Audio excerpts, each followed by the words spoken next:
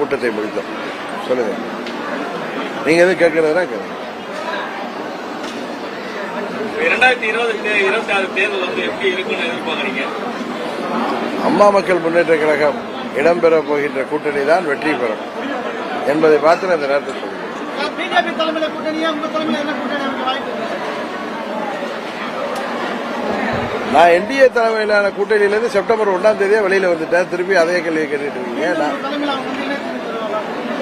பழனிசாமி முதலமைச்சர் வேட்பாளர் என்கிற நிலை இருக்கும் வரை நான் எப்படி அந்த கூட்டணிக்கு போக முடியாது. அதனால அதுக்கு வாய்ப்பு இல்லை என்றுதான் நினைக்கிறேன்.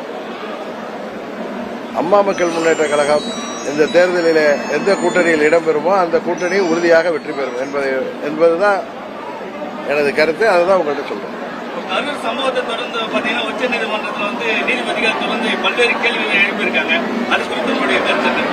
நீதிமன்றத்தில் பல்வேறு கேள்விகள் கேட்கப்படும். அவங்க எல்லார்ட்டையும் எழுத்துப்பூர்வமாக ரிட்டன் ஆர்குமெண்ட் கேட்டிருக்காங்க. நாளைக்கு தீர்ப்பு வருவதாக சொன்னார்கள். வெயிட் பண்ணி பார்ப்போம். தொடர்ந்து வந்து கரூருக்கு விஜய் செல்வதற்கான அனுமதி இன்னும் மறுக்கப்பட்டே இருக்கு. அப்படிலாம் ஒண்ணு இல்லை. நான் தொலைக்காட்சிகளில் பார்த்தேன்.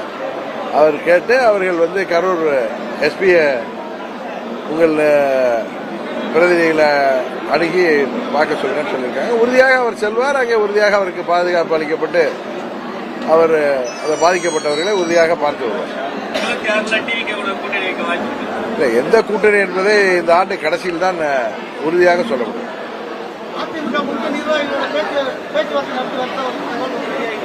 தகவலுக்கெல்லாம் நான் போய் சொல்ல முடியாதுங்க. எடப்பாடி பழனிசாமி எல்லா ஊருக்கும் பிரச்சாரம் போகும்போது எங்க கூட மிகப்பெரிய கூட்டணி வரப்போகுதுன்னு சொல்றாரு. அப்ப அதிமுக மிகப்பெரிய கட்சி கிடையாது. திமுக அவர் வாயாலே சொல்லிக்கிறாரு, மிகப்பெரிய கட்சி கிடையாது, எங்க கூட ஒரு பிரம்மாண்டமான கட்சி வரப்போகுதுன்னு பல இடங்கள்ல ரூட் அவுட் போறாரு. இதுவரைக்கும் நம்ம பார்த்ததே இல்லை.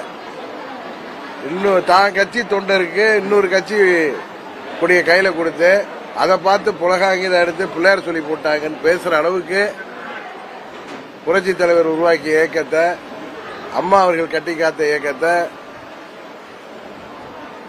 50 ஆண்டுகள்ல 30 ஆண்டுகளுக்கு மேற்ப ஆட்சி பொறுப்பில் இருந்த இயக்கத்தை, இன்னும் சொல்ல போனா இவருமே ஒரு குருட்டு அதிர்ஷ்டத்தில் தவழ்ந்து வந்து 4 ஆண்டுகள் முதலமைச்சராக இருந்த பிறகும் கூட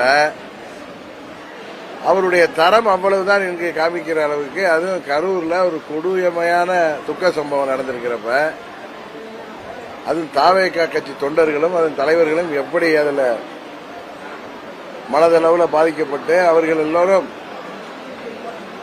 செயலற்று இருக்கின்ற நேரத்தில்,